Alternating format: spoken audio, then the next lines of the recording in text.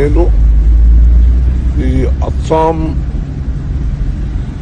గౌహతిలో మరియు షిల్లాంగ్కు కమిటీ టూర్లో ఉన్నందుకు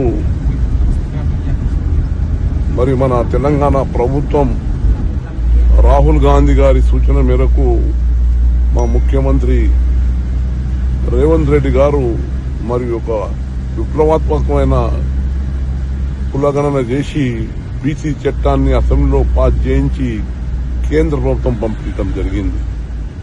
మరి మేమందరం కూడా కోరుతా ఉన్నాము, కాంగ్రెస్ పార్టీ రాహుల్ గాంధీతో పాటు మా ముఖ్యమంత్రి కేబినెట్ సహచరులు యావత్ కాంగ్రెస్ పార్టీ భారతదేశం మొత్తం బీసీ గణన సెన్సస్ చేయాలి, తగిన న్యాయం చేయాలని కోరుతా ఉన్నాం. మరి ఈరోజు కేంద్ర ప్రభుత్వం మరి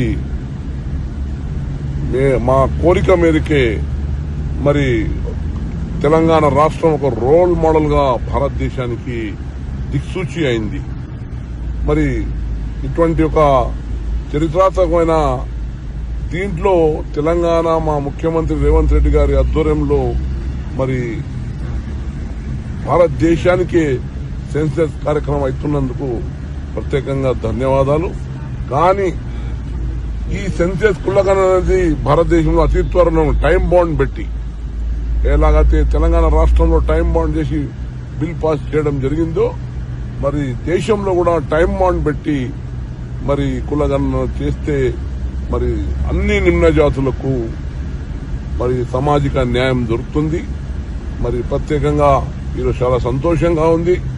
మా తెలంగాణ రాష్ట్రమే ఒక అగ్రగామి రాష్ట్రంగా దేశానికి ఒక రోల్ మోడల్ గా ఉంటూ భారతదేశానికి ఒక దిక్సూచి చూపించినందుకు ప్రత్యేకంగా మా తెలంగాణ ప్రభుత్వానికి, కాంగ్రెస్ ప్రభుత్వానికి, రేవంత్ రెడ్డి గారి నాయకత్వం ఉన్న ప్రభుత్వానికి ధన్యవాదాలు.